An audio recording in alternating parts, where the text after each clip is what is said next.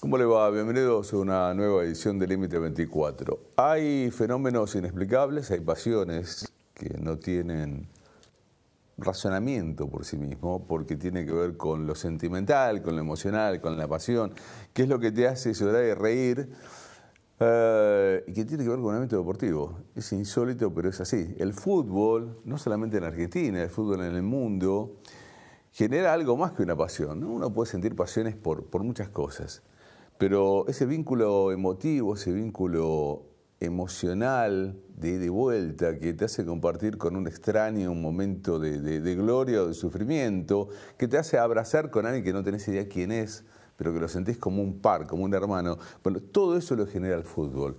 Y la expresión máxima se da cada 4 años, cuando llega un mundial.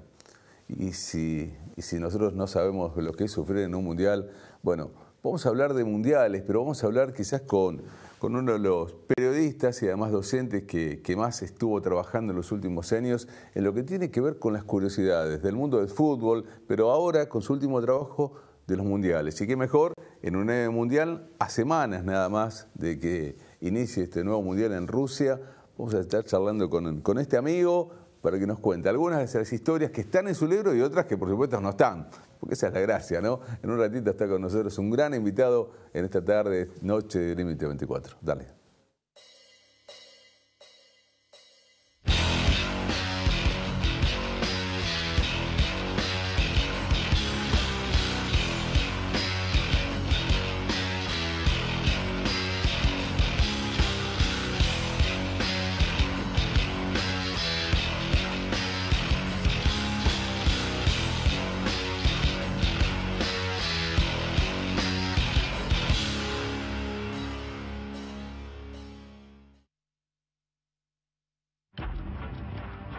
Bendito sea el mundial con que soñamos. Bendito cada nombre que ha sido designado. Benditos los pibes que siempre sacamos. El peso de la historia, el respeto ganado. Malditos sean los recuerdos dolorosos. Maldita la impotencia y la injusticia que vivimos. El volvernos a casa cada uno por su lado. Las finales sin jugar. El quedar en el camino. Bendita la anestesia general a los dolores. Las tristezas que curamos con abrazos, las gargantas que se rompen por los goles, el sentirnos los mejores por un rato. Malditos los sorteos y los grupos de la muerte, los controles sin azar que signaron nuestra suerte. Malditos los mezquinos que juegan sin poesía, los que pegan, los que envidian, los que rompen y lastiman. Bendito sea el orgullo con que entramos a la cancha, el potrero y la pelota no se manchan. La TV que repite la gambeta. Inflar las redes de los otros, inflar el pecho de los nuestros, merecer la camiseta. Los turistas, los cronistas, los sponsors, los amigos, el himno y las mujeres siguiendo los partidos. Bendita las cábalas que dan resultado, las risas y el llanto que guardaremos tanto. Y bendito ese momento que nos regala el fútbol, de poder cambiar nuestro destino y sentir otra vez y frente al mundo lo glorioso, lo grosso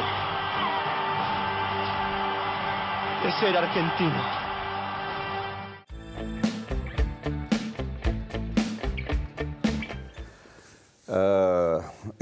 Para muchos esta fue una de las mejores publicidades, seguramente la recordarás, pero que de alguna manera expresa todo lo que pasa. Digo, es tan emocional la voz de su locutor, las imágenes.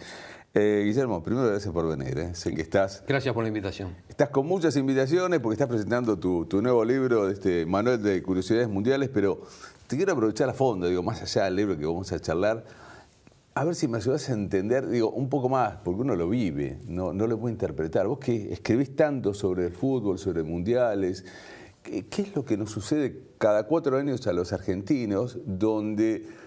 nada, desaparece todo, ¿no? Desaparecen los problemas, las diferencias, todo el mundo se acuerda de la bandera, los sentimientos, se llora, se ríe, te juntás en un bar con desconocidos. ¿Qué es lo que provoca el mundial para nosotros? ¿Qué es lo que provoca el fútbol en realidad? Porque el hincha de los clubes grandes, los clubes chicos, de la C, de la A, de la B, siempre son apasionados por el fútbol. Lo que pasa es que cada 4 años se juega un mundial, que es el evento máximo de 1930 a la fecha, en donde se congregan las supuestas mejores selecciones del mundo, ¿no? Lo que pasa que, claro, la gente... Digo, pero acá se suma, un poco decía la publicidad, ¿no? Se suma por ahí la mujer que nunca mira fútbol, se suma todo el mundo que por ahí no vi... y no vive el fútbol de una manera tan apasionada, ¿no? Digo, se suman todos. Y es algo que se mira en todo el planeta, miles de millones de personas pueden acceder a esto, más hoy. Si uno se pone a pensar y lo compara con el Mundial de 1930, donde había ni 130 periodistas, es un dato ridículo hoy, ¿no? Hoy en día. Hoy... prendés un artefacto y está el fútbol, o sea... ¿Cuándo cambió esto con la transmisión de qué mundial? Y ya en el 54 ya se empezó a ver el mundial en Europa, en algunos países, ¿sí? Hubo antes algunas emisiones en el 38, pero muy poquitas, en blanco y negro, pero ya en el 54 se empezó a diversificar a nivel, digamos, en Europa, ¿no? Hacemos mención que en el año 38 se jugó en Francia y en el año justamente 54 se jugó en Suiza. Y justamente tiene que ver con la masificación del fútbol. Y también otro factor que influyó muchísimo, para mí entender, que es la política. La política y el deporte siempre fueron de la mano. Y eso hace que... Vos sabés que te iba a sumar, digo, la política, la masificación, digo, la presencia de los medios de comunicación y cuando aparece el negocio, además, digo, el negocio es fenomenal. Digo, ¿cuándo se produce ese quiebre? Cuando además se ve al Mundial no solo como un fenómeno deportivo, no solo como políticos, como sociedad, sino además como económico. Decir, che, miren que esto es miles de millones dando vuelta.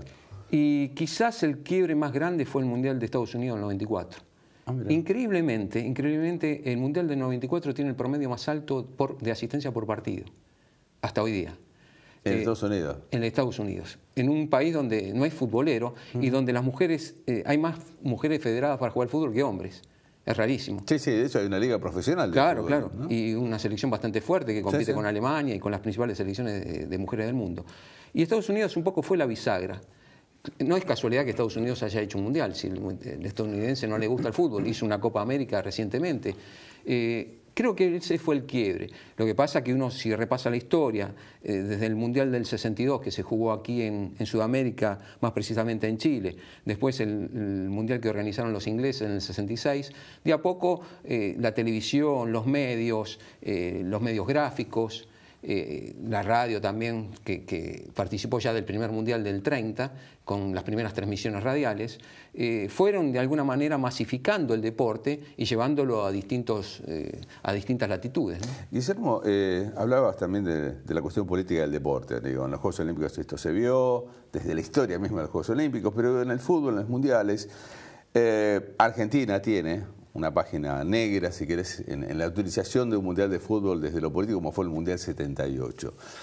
¿Vos recordás o sabés de algún otro caso así donde la política haya sido tan protagonista, digo, donde se haya utilizado un mundial o un evento deportivo de estas características para tapar lo que estaba pasando? Te voy a dar la respuesta al revés. Creo que el único mundial limpio, totalmente limpio, fue en el 58 de Suecia. Porque desde el 30...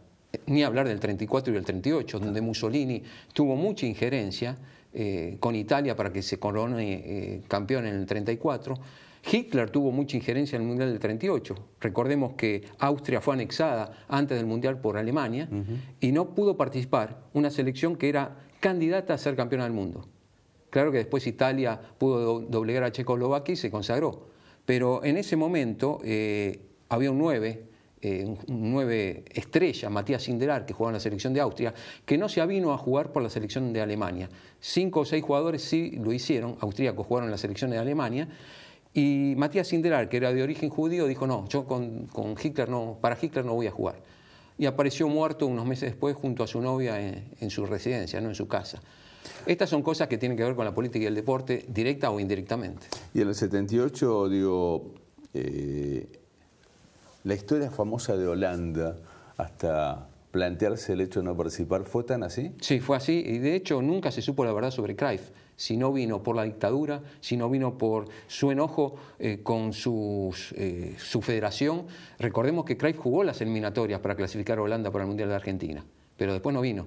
Él tuvo de compañero en el Barcelona a un argentino, Milonguita Heredia, Su padre también había jugado en la selección argentina y alguna vez Milonguita le contó, fue un puntero izquierdo que había jugado en Belgrano de Córdoba, no jugó en el fútbol grande de la Argentina, si mal no recuerdo, tuvo un paso fugaz por River, si la memoria no me falla. Y le había contado que había entrado un grupo de tareas a la casa de su padre y que se lo iban a llevar cuando se dieron cuenta que habían entrado a una casa equivocada. Esa historia llegó a oídos de Cruyff, de quien era compañero, y quizás fue una sumatoria, ¿no?, a los pedidos de su mujer que no se aleje más de su casa, digamos, el problema que tenía con la marca de las tres tiras. ¿Hasta dónde crees que... Bueno, hoy hay varios jugadores que están contando historias, ¿no? Participantes del Mundial 78. Por ejemplo, Filiol. Filiol, digo, ¿hasta qué punto crees que... Hasta ser un tipo como César Luis Menotti, ¿no? Digo, algunos dicen, ellos sabían y sin embargo participaron igual de todo lo que pasaba en Argentina, otros dicen no, digo, separar lo deportivo de lo político. ¿Qué crees que se podía hacer en ese momento? Estamos hablando de 1978 en la Argentina y un plantel de jugadores con Menotti a la cabeza diciéndole ustedes tienen que hacer la selección de Argentina. Claro, hubo un jugador que renunció un tiempo antes que fue Jorge Carrascosa y que justamente no participó. De ahí que tuvo que implementar un 4 improvisado Menotti, César Luis Menotti, con Holguín, que no era un 4 original, pero... Carrascosa no participa por una cuestión familiar. No, nunca estuvo muy claro, nunca dio muchas notas y nunca quiso alegar cuál era el verdadero motivo. Pero no hay duda de que algo pasó, algunos jugadores sabían y nosotros como ciudadanos también algo sabíamos, no sabíamos toda la verdad. De a poco nos fuimos enterando, pero a muy pocos metros de la cancha de River, en la ESMA, se escuchaban los gritos de la gente desesperada como la estaban torturando mientras se estaba jugando un mundial. En Mar del Plata, en la base naval, sí, muy cerca también, creo que no más de 2 kilómetros del estadio mundialista, también se estaba torturando gente. Y bueno, esas son cosas que uno dice, han pasado, y sí han pasado. Y pasó lo mismo en Rosario, en la cancha de Rosario Central, muy cerca de ahí también se estaba torturando gente. Y bueno, y además, uno digo, recuerda... cuando una organización, Guillermo, ayúdame con tu memoria y con tu conocimiento, digo, una organización que también tuvo cosas raras, digo, ¿no? Porque en su momento había una organización, después... Se creó un ente autárquico, el Mundial 78, que... ¿Cómo fue esa historia? Digo, ¿por qué cambia? Y bueno, muchos intereses creados. Había un periodista fallecido unos meses antes, Dante Panzeri, que justamente fue muy crítico hacia la dictadura. No quería bajo ningún punto de vista, él entendía que el Mundial no se tenía que realizar en la Argentina, por una cuestión de lógica, porque había otras necesidades y el dinero que se iba a emplear para la construcción de algunos estadios y la remodelación de otros no era la adecuada. Además, digo, toda una campaña que se hacía al exterior, que Argentina no pasaba nada, no bueno, recuerdo. Hay casos del técnico francés. Hay que recordar también, claro, hay mucha gente joven que nos está mirando, el arquero sueco, no recuerdo si era Elstrom el apellido, no me viene ahora a la memoria, pero que fue con las madres de Plaza de Mayo a hacer una recorrida por la plaza, en vez de estar en el desfile inaugural de la Copa del Mundo. Esas cosas son muy valiosas y quedan muy marcadas, ¿no?, en la historia de nuestro país y de la política. Y uno dice, ¿qué pasó? ¿Cuál fue la verdad? Y la verdad nunca la sabemos, ¿no? Cuando te metiste a hacer manual de curiosidades mundiales, digo, y te metiste en la historia misma del Mundial 78, ¿pudiste recabar algún dato que no se haya conocido o entendés que hay como un silencio? Hay cosas que hace poquitos días estuve hablando con Holguín, Jorge Mario Holguín, que formó parte de ese plantel y del 82, y siempre hablábamos, discutimos y charlamos, y él dice que no... Ellos, los protagonistas, dicen que no hubo nada raro. Pero si uno lo ve de afuera sin pruebas, algunas dudas te quedan. Por ejemplo, el partido frente a Perú. Pero es muy fácil hablar de afuera y muy difícil estar dentro de un campo de juego y limitarse a las situaciones que sucedieron dentro de ese campo de juego. Vos sabés que me quedé pensando, digo, se habla muy poco del Mundial del 82 y todavía estamos en la época de dictadura, pleno conflicto de Malvinas. Otro Mundial que Argentina casi no participa. Digo, ¿qué pasó en el Mundial del 82? Porque además en la memoria colectiva, el Mundial del 82 aparece como un poquito escondido. Digo, si no lo mencionás, uno pasa directamente al 90, ¿no? Claro, y bueno, no hay que olvidarse del 86, que fue un poco la revancha de Diego Maradona. Lo dejé aparte, porque después charlamos, pero ¿entendés? Digo, el 82 hubo dudas, por arriba. Hubo dudas hasta de presentarse, muchas dudas.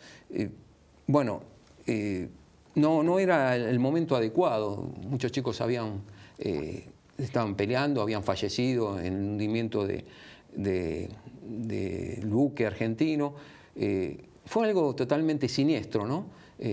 quizás los militares hicieron eso para perpetuarse en el poder, no lo pudieron lograr, pero fue muy triste la situación que se dio, el entorno, y cuántos de nosotros tenemos chicos o conocidos que han quedado tanto en tierra como en el buque y que han pasado a otra vida, ¿no? Vos sabés que obviamente somos contemporáneos en esa época, digo, ¿no? En el 78 había gente torturada en ESMA, los gritos se escuchaban y estaban los gritos de los que festejábamos los goles. Digo, festejábamos porque yo era chico y me acuerdo.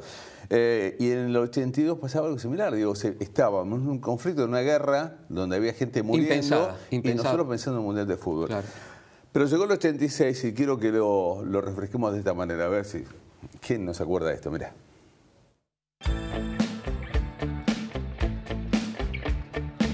Yo creo que es un gol soñado, o sea, no porque lo haya hecho yo. I never forget it. I wake up in the cold sweat thinking about it, to tell you the truth. El segundo es una obra de arte. To have that composure shows what a great player he is. Un gol legendario, jamás visto. Enrique engancha, le va a tocar para Diego. Ahí la tiene Maradona, lo marcan dos, pisa la pelota Maradona. Arranca por la derecha el genio del fútbol mundial. Y es el donde le va a tocar para Borruchaga siempre Maradona. Genio, genio, genio, ta.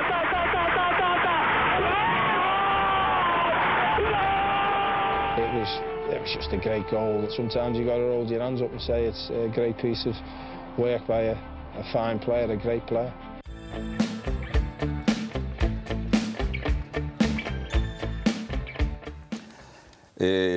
Lo dicen sus rivales, lo decía el amigo, el vecino Quique Wolf, el gol de la historia, una obra de arte, ¿no? Paradójicamente hace muy poco se conoció de que el gol más votado no había sido ¿no? Una cosa media rara.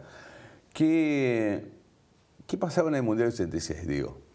En una selección que se fue casi escondida, ¿no? Es que muchos le indignaban a Bilardo haber nombrado a Maradona como capitán. Decían que el capitán tenía que seguir siendo Pasarela, el gran capitán, ¿no? Del 78. Bilardo también tenía sus artilugios. Hasta alguna vez visitó al Mano Santa de Olmedo en un programa televisivo para supuestamente que le dé suerte, ¿no? Pero Maradona tenía una impronta que es muy difícil conseguir un jugador de fútbol. Y en esa jugada, alguna vez él contó, y Valdano también contó, que se lo dijo después en el vestuario, que en un par de ocasiones Diego como que le iba a dar el pase, pero siguió porque se tenía fe de llegar a concretar el gol que no pudo hacer en un partido amistoso frente a Escocia, si mal no recuerdo, en Glasgow, una jugada similar. Hubo muchas cosas en ese partido. Pasó mucho en el campo de entrenamiento de la América, donde Argentina fue el primer equipo, salvo el dueño de casa, México, que llegó a México y el último que se fue. Esa era la idea de Bilardo, llegar primero y irse último. Y Maradona estuvo en su esplendor.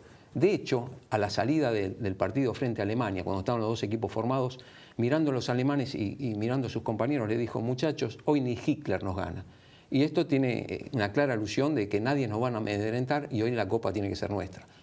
Después, bueno, hay que jugar 11 contra 11, pero fue una selección, quizás uno de los últimos equipos, ¿no? Quizás el último fue el del 91, armado por Basile, o el del 94 en la previa, que pudimos ver como homogéneos en la Argentina. Cuando digo homogéneos, de un equipo, que se puede decir equipo y no individualidades. Claro, estaba Maradona, pero muy bien acompañado. Y eso no se puede dejar de lado, porque sobresalieron muchos jugadores, como Articochea, como Héctor Enrique, Valdano, Burruchaga, Cuchufo, que ocupó un lugar de marcador de punta derecha, que era inaudito en él, era el segundo marcador central.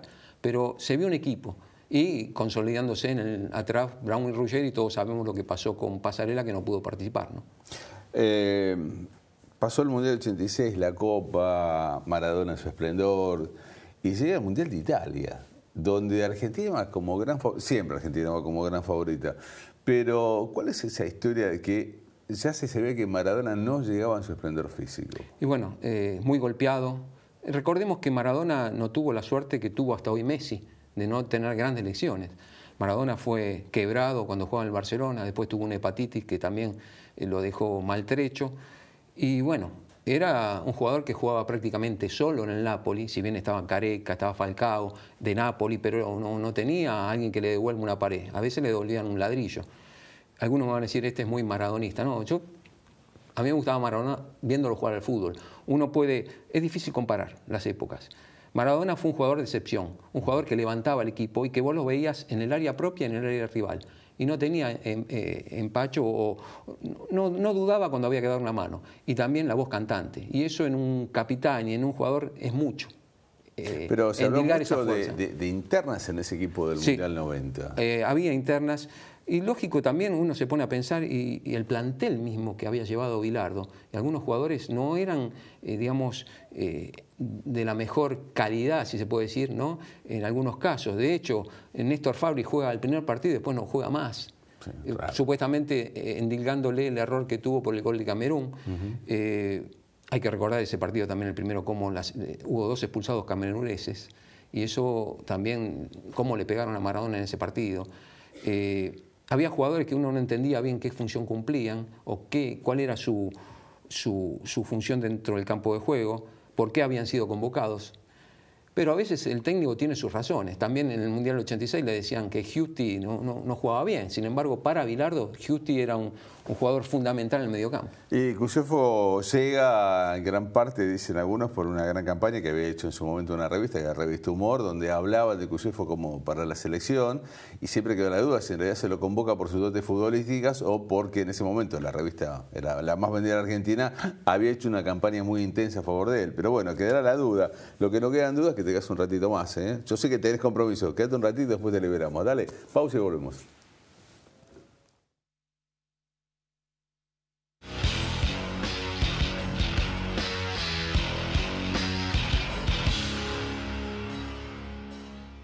En San Martín lanzamos el programa municipal Aprendiendo, para brindar apoyo escolar gratuito a través de 18 espacios distribuidos en toda la ciudad. 1.316 chicos ya concurren a las clases para fortalecer su escolaridad.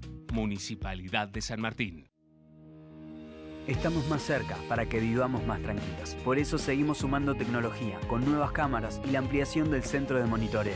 Inauguramos nuevos destacamentos y aumentamos la presencia de fuerzas policiales. Todo para que vivamos mejor. Vivamos Vicente López. Baja la nueva app de Provincia Seguros y tenés lo que necesitas a un dedo de distancia. Provincia Seguros, una empresa del Grupo Provincia. Sí al 99% de cloacas. Sí al 100% de agua potable. Y sí a tener uno de los índices más bajos de mortalidad infantil de América Latina.